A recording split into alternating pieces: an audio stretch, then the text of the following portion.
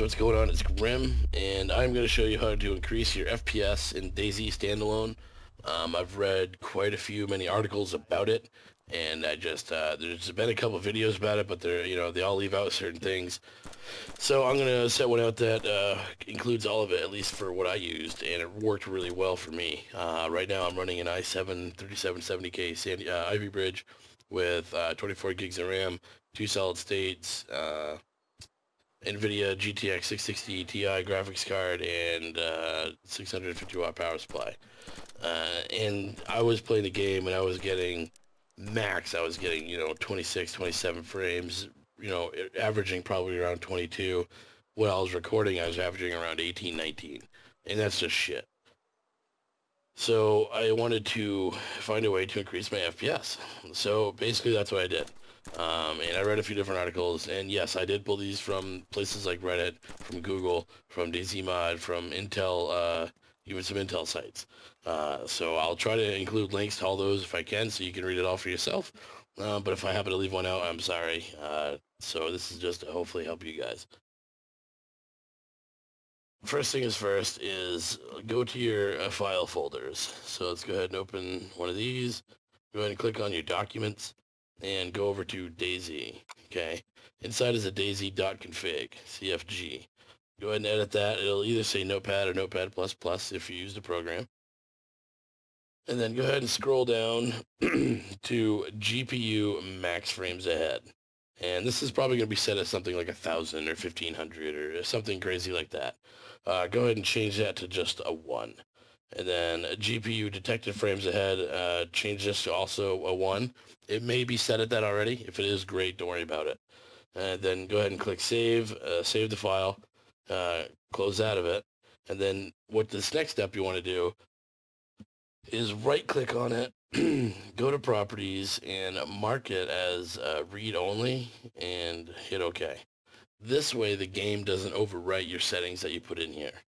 Because you could change something and then the settings get changed.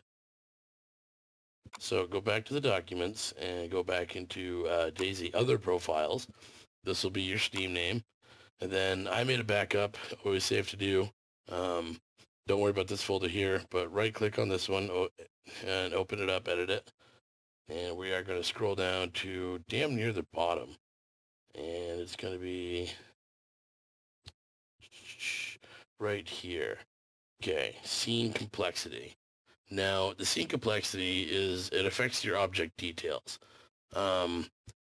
Setting it anywhere between like 25,000 and 300,000 will improve your FPS dramatically. So you can kind of toy with the numbers depending on what you can do. So I went with 200,000 since I have a pretty decent rig, and it helped me out tremendously. If you're not getting that much increase frame rate, then go ahead and just drop it down. And this alone right here will give you an increase in frame rate. So go ahead and adjust that to whatever you want. That's right here, scene complexity. And then your shadowZDistance to 100. Now your Z-distance number, it affects the distance at which shadows are drawn or visible. So the lower you set that number, the more it'll increase your FPS, because it's not worried about rendering those when you're not that close to them. Same with the view distance. Set that down to like 1600. It's probably set as something like 2600, something crazy. Not crazy, but something like that. And the preferred object view distance, set that as well to match the 1600. It affects the distance in meters that the game's engine will draw the object for you. So the lower the number, the better performance improvement you'll have. So go ahead and hit save on that and close out of it. And then that is it on there. And then this next bit is we actually can start the game. But what you can do to help speed your game up is actually click on DayZ, go to properties, go to set launch options, and here I have set minus max mem equals 24,576 because I have 24 gigs of RAM.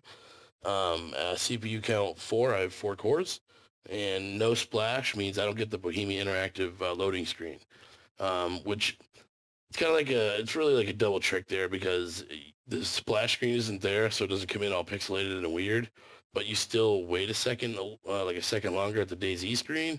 So it's kind of, which one do you want to look at? You'd rather look at DayZ screen for an extra second, or do you want to see the Bohemia screen? So that's really up to you.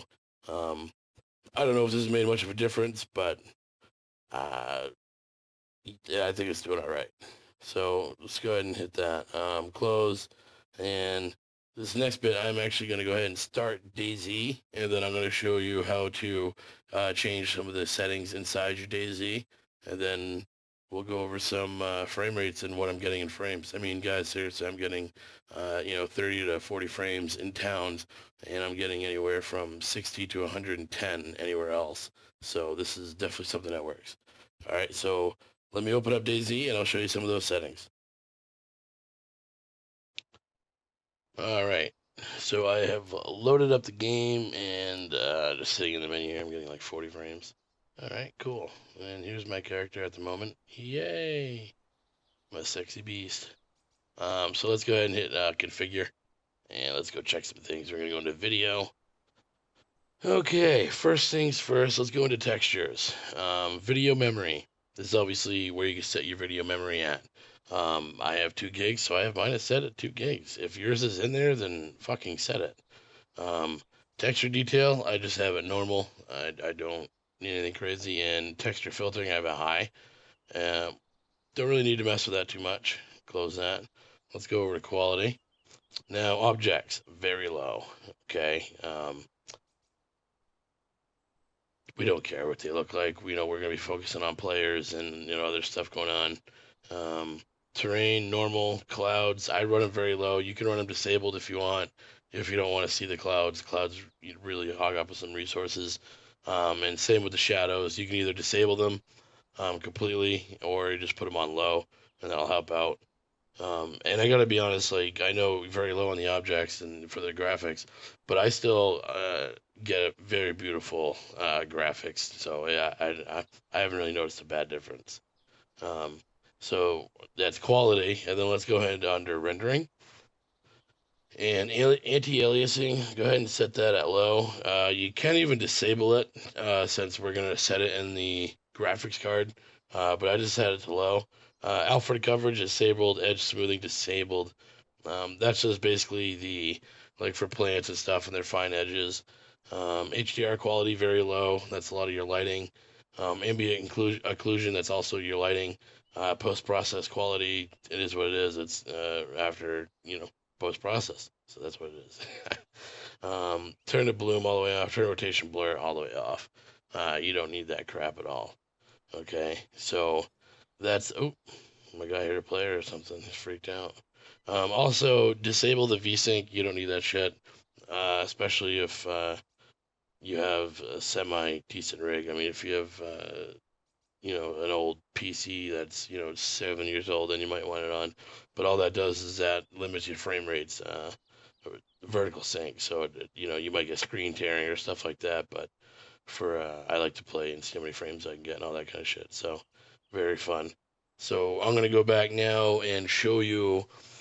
If you have an NVIDIA, I can show you how to set the 3D settings on it to make your GPU do a lot more of the rendering, the graphics rendering, than the CPU, which will free up some frames as well. Now, I'm pretty sure it's probably similar for AMD. I don't know, or ATI. I'm not sure.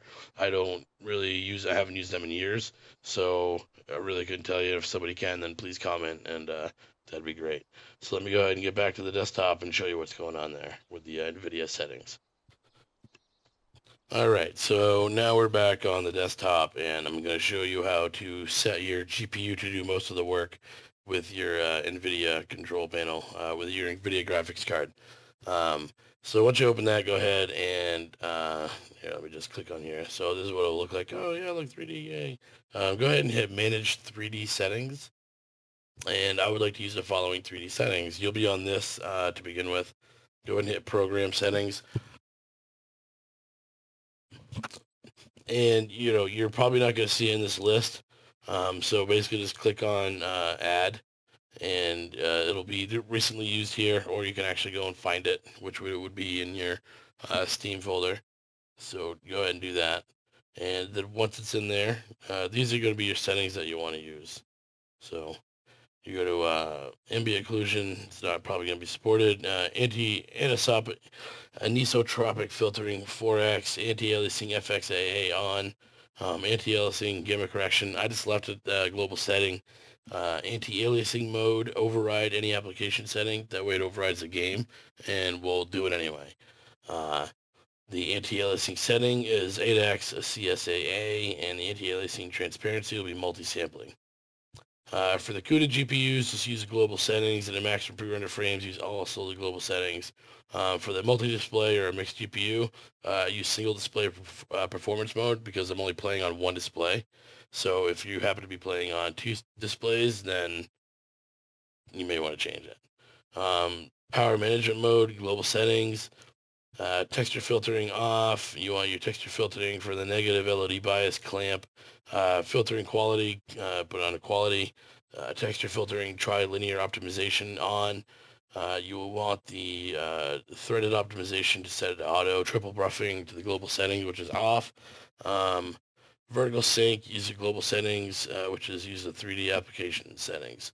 So that means if the 3D settings, 3D application wants to use it, it will. If not, then it won't. And I got to be honest, I went from, like I said, 27 frames max on a good day, to now I'm minimum getting 30 to 35. On average, I'm getting 40 to 50. And there are even times I was climbing Skyrim earlier, and I was getting like 120 frames a second. So try these little steps. Hopefully they help you. And if they don't, then I'm sorry, and there's something else going on. Probably something up with your rig. So you might want to get it checked out. So hopefully this wasn't too long for you, and hopefully you're able to follow along. If you did, please give it a like, rate, and if you want to see more, go ahead and sub to me. And I would try to put new stuff out all the time, from fun shit to shit that helps to instructional shit like this to help you get along better. So hope you enjoyed it. Thanks guys for watching. Take it easy.